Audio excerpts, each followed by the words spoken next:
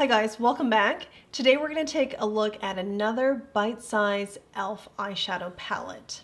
This is in the color story Truffles.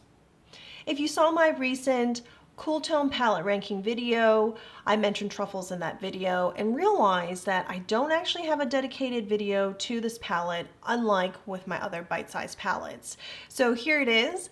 Like the other e.l.f. videos, we're going to do swatches of the palette, comparisons against luxury and high-end brands, and then of course followed by a demo on how I created this look. So let's head on to the swatches. A bit about the product as I'm preparing for swatches. These palettes are made in China and they have a shelf life of 12 months. Starting with the metallic silver, I find with the bite-size e.l.f. palettes, the metallics always swatch beautifully. This is a light brown matte shade, followed by a deep brown matte shade. Their matte shades tend to be quite chalky when you swatch them. At times, they're not really great to work with, but at other times, the swatches aren't totally representative of how they would work once you have them on your lid. So I'm gonna go back in to the dark brown and see if we could get a better swatch the second time around. A bit better, you can see the shade is buildable, and we're going to try with the light brown.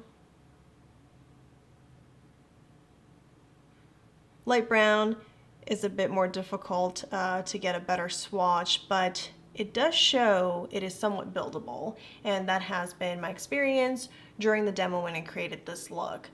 Now let's take a look at comparisons with luxury high-end brands. And I have Natasha Denona's Glam palette. I feel like the 3 or maybe even 4 shades from this palette, I can find some kind of dupe or something very close to it. And then I also have Dior's Golden Nights Holiday Collection Quint. This is Black Night. I'm very interested to see how the silver compares to the one on e.l.f.'s palette. And speaking of silver, I was interested to see how the silver from this palette compares to the one on e.l.f. And this is from YSL. This is their Couture palette, Black Opium in Sound Illusion. Starting with Natasha Denona's Glam palette, I feel like this brown shade here is kind of in between these two shades. I'm going to hold it up again. I feel like it's an in-between. So I'll just go ahead and swatch both of these.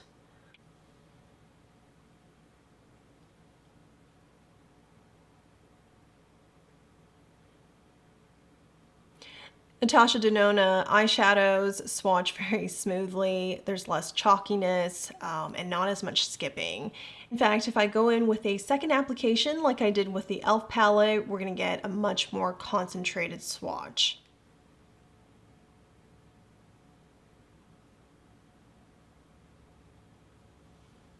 So that is the difference. And then to compare the silver shade, I will take this one here. The shade names on this palette, for those of you not aware, they're not actually typical unique shade names. They're actually instructional names. So the ones that I swatched just now is Smoke and Blend, and this is just called Center Eyelid. Center Eyelid, I'll just swatch the silver up here. The two are very similar. I would say this could possibly be a dupe for the silver shade. The metallic is smoother, and I still have quite a bit of pigment on my fingers, and I'm sure I can extend this swatch further if I wanted to. And Natasha Denona is known for her really smooth eyeshadow formula, but her metallics tend to swatch for a really, really long length. Then going into the silver from Dior as well as YSL. And I wanted to swatch all of the silver shades on my fingers so we can look at it like this. This is from YSL, Dior, e.l.f., and Natasha Denona. And you can see how smooth Natasha Denona's shadow is, followed by Dior. Actually, I would say both are very smooth. and Dior's has a bit more of a glitter finish. And YSL is probably the chalkiest, and it is the most glittery. So there's like a lot of sparkles and bits in there. And then finally with e.l.f.'s, it is most similar in texture and finish to Natasha Denona's Silver, except it's a bit chalkier. So I would say in terms of smoothness, it's got to be Dior and Natasha Denona. So let's swatch them. I'm going to put YSL right here. You don't get as much pigment. It's definitely just very sparkly. It's a lid topper rather than a metallic shade that you put all over your lid to blend out. And this is Dior. Very pigmented silver. And I would say it's cooler than Natasha Denona's and e.l.f.'s. Yeah, I feel like these two have kind of like a brown undertone to it. And this one is just very, very frosty and light. Again, more as a lid topper. And then the coolest is Dior's. With the swatches done, let's head on to the demo. I'm gonna put this brown color all over the lids.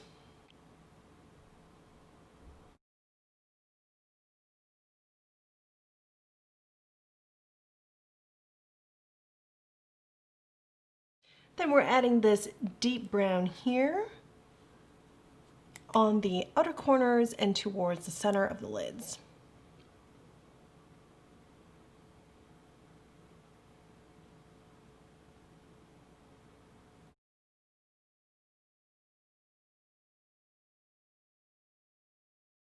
Then we're going to deepen the outer corners using this matte black.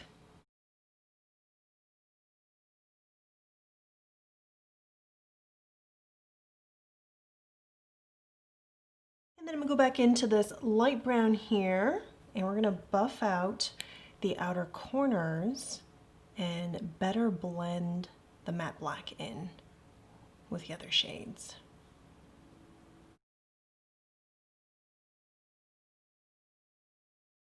Then we're going to go into this metallic silver, and we're adding that very generously on the brush, getting some of the excess off, and we're just going to lay the color on like this.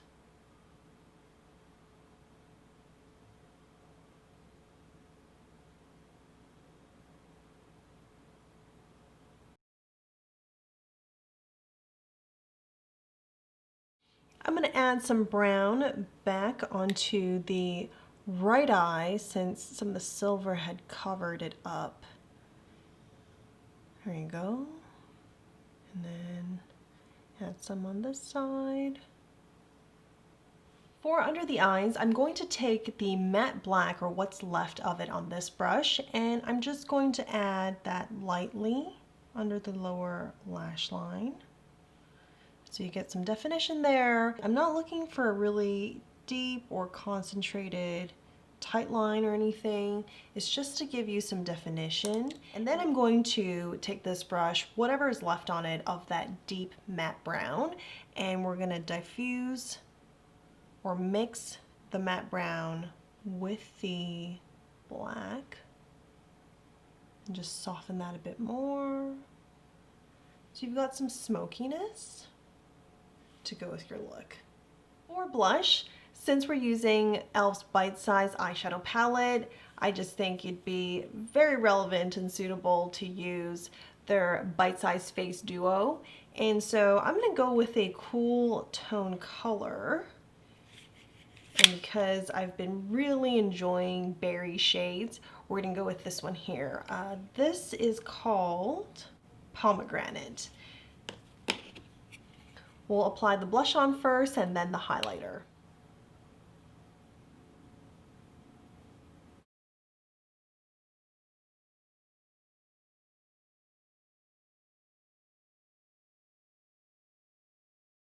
For lips, we're going to take Wayne Goss's Daisy.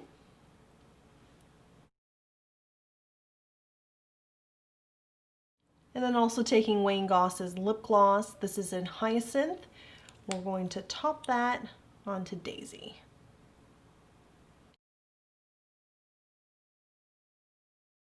And I have a bit of a blemish right here, so I'm going to go in with a concealer stick to hide that red spot. The concealer stick I'm using is actually from Shiseido. It's their maquillage line that they sell in Japan. This is in the shade 1.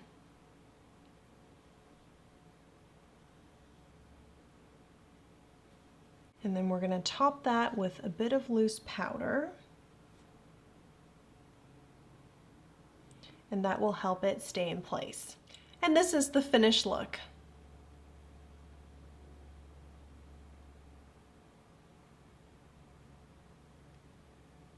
I really like the look that I created with this cool tone palette. The way that I think of e.l.f. bite-sized palettes is that they're $3 US, there's great value in them. My only complaint is that the quality is not consistent from one palette to the next. I have them all here, so I'm just going to show them to you really quickly. If you're interested in any of these particular palettes, I do have dedicated videos to them. I'll be sharing the links below in the description section. And I have here first is Cream and Sugar. It's a beautiful color story, but I don't reach for it because of quality.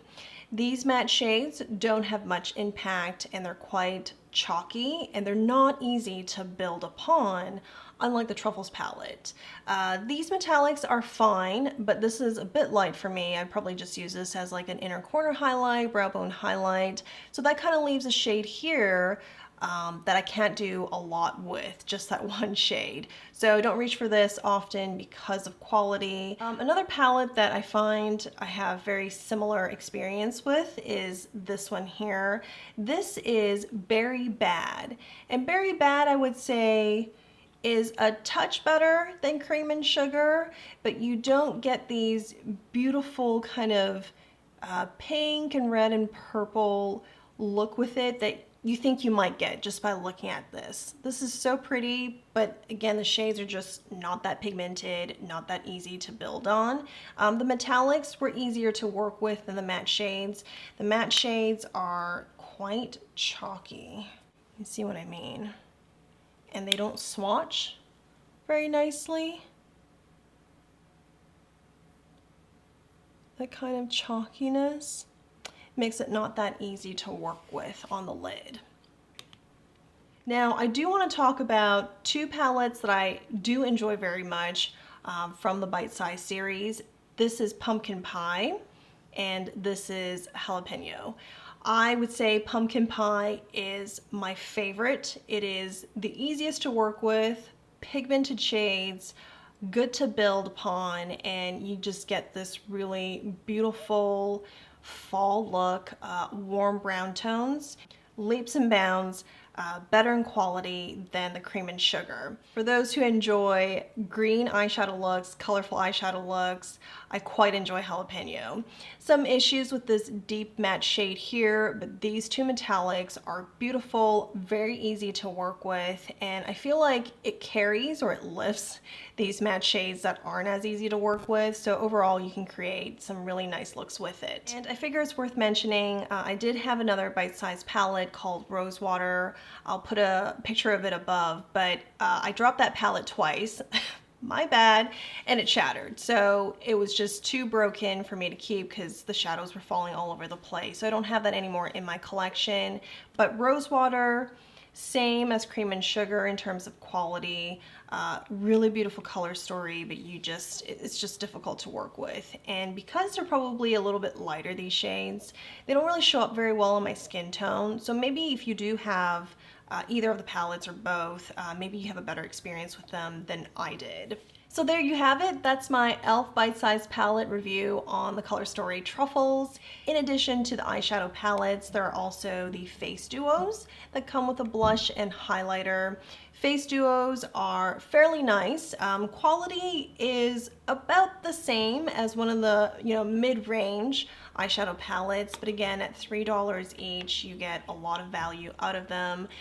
And if you skip the demo, but you're at the end here, I do have this blush and highlighter on to complete this look. Thank you guys for watching. See you in the next one. Take care. Bye.